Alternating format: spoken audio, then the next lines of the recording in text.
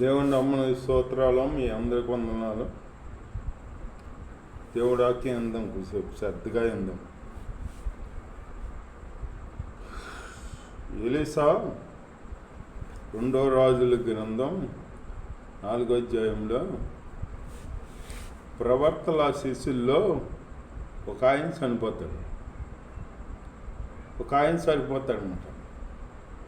చనిపోతే అతను మరి చనిపోయేటప్పుడు ఎంత చేసాడో అప్పు చేసి చనిపోయాడంట. అప్పు చేసి చనిపోయాడంట. ఈయన చనిపోయిన కార్యక్రమాలు అన్నీ అయిపోయిన తర్వాత అప్పుల వారు వచ్చారంట. వాళ్ళకి 2 కొడుకులు ఉన్నారంట.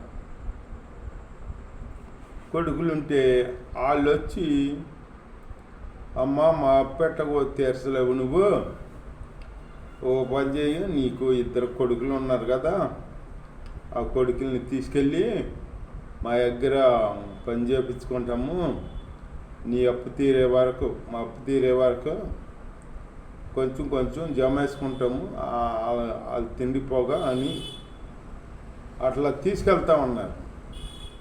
తీసుకెళ్తామంటే తల్లికి ఇష్టం లేదు. పిల్లల్ని తీసుకెళ్ళాలంటే తల్లికి ఇష్టం లేదు. ఇష్టం లేకుండా, లేకపోతే అప్పుడేం చేసింది తల్లి, ఏ దైవజనుడు అయిన ఎలీషా దగ్గరకు వచ్చింది.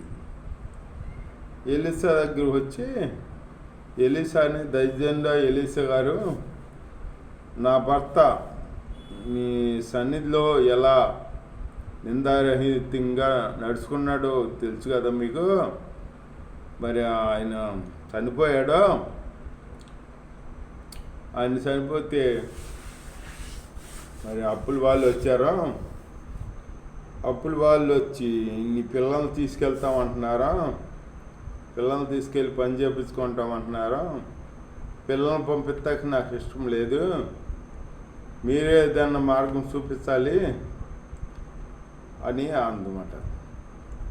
దేవుని స్తోత్రం, హల్లెలూయా అనేటప్పటికి అప్పుడు ఎలీషా అన్నాడు, మీ ఇంట్లో ఏముందమ్మా అన్నాడు.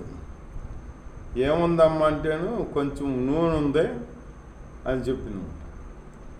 నూనె ఉంటే ఒక పని చేయండి, మీ చుట్టుపక్కల వాడగట్లో ఇళ్ళకి వెళ్ళి ఖాళీ కొండలన్నీ తీసుకురమ్మని చెప్పు, నీ పిల్లల్ని తీసుకురండి, తీసుకొచ్చి ఇంట్లో పెట్టమని.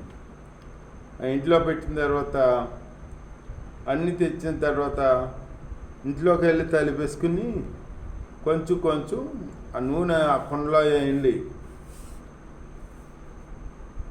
అప్పుడు అవన్నీ నిండిపోగా, ఇంకా అవన్నీ నిండిపోతాయి. అప్పుడు అవన్నీ ఎత్తుకెళ్ళి అట్లాగా చేసాము, కొండలన్నీ తెచ్చుకున్నారన్నమాట. తేమని పిల్లలు చెప్పింది. చెబితేను అన్ని కొండలో తెచ్చారు. ఇంకా ఉన్నాయేమో తేమంటే ఇంకా లేవు అని చెప్పారు వాళ్ళు.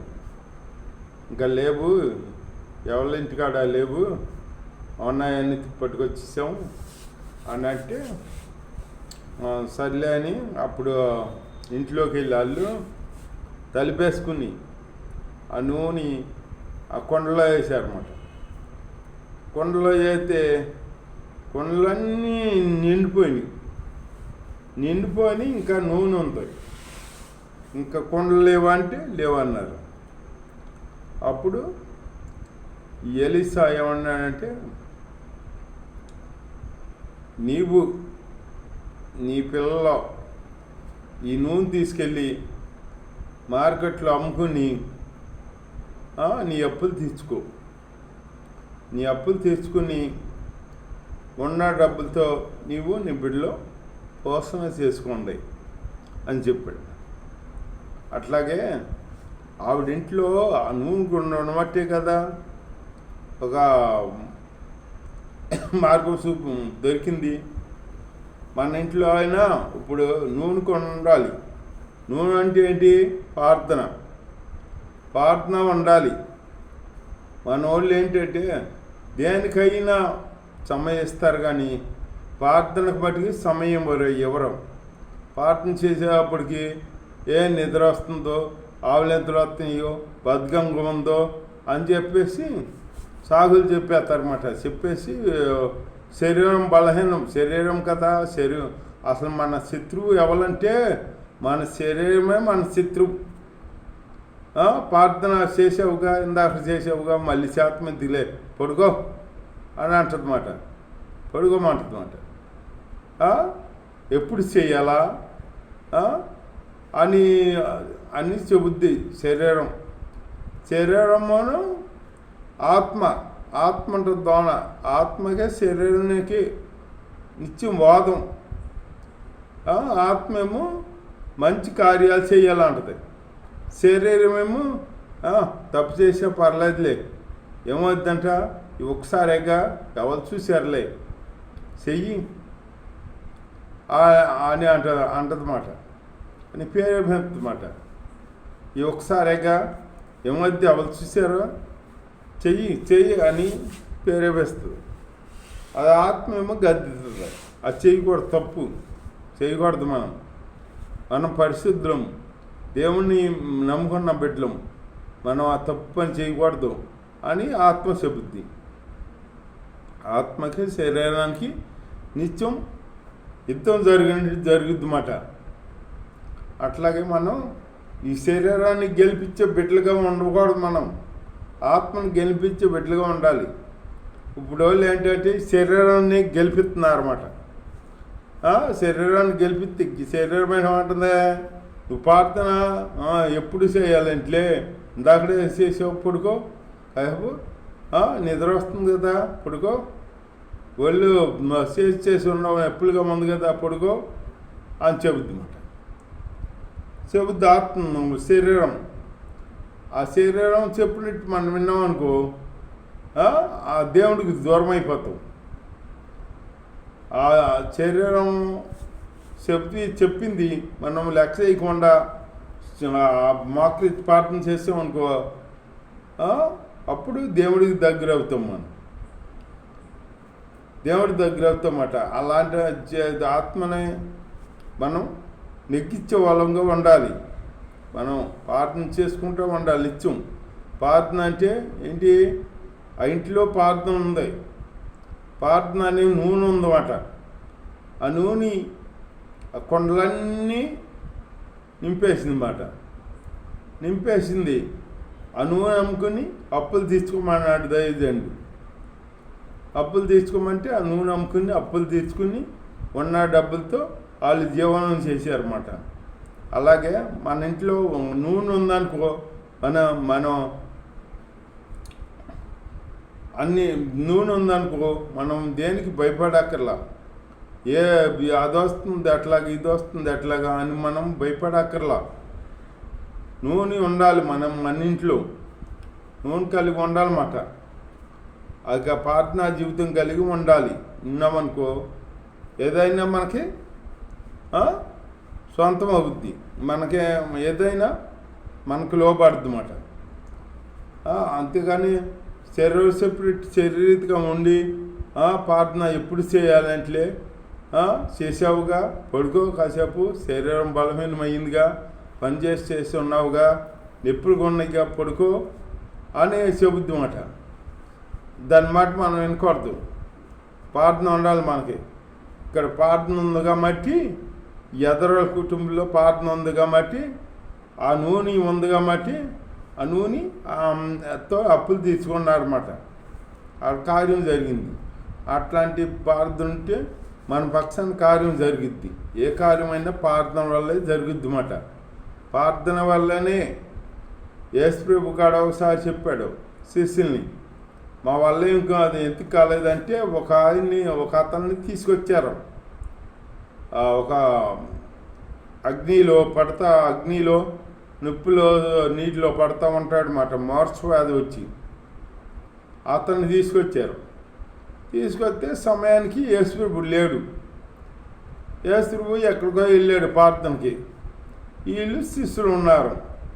శిష్యులు ఉండేటప్పటికి అతను ఏం చేశాడు, తండ్రి వీళ్ళు యేసుప్రభు శిష్యులే కదా, యేసుప్రభు అద్భుతాలు చేస్తే వీళ్ళు కాడ ఆయన వెనకాల తిరుగుతున్నారు కదా, ఆ అద్భుతాలు వీలుగాడు చేస్తారేమో అనుకుని ఇలా చెప్పి ప్రార్థన చేయమన్నాడు.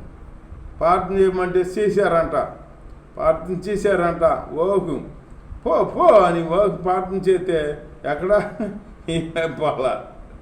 ప్రార్థన జీవితం ఉండాలిగా. అప్పుడు తర్వాత యేసై వచ్చాడంట.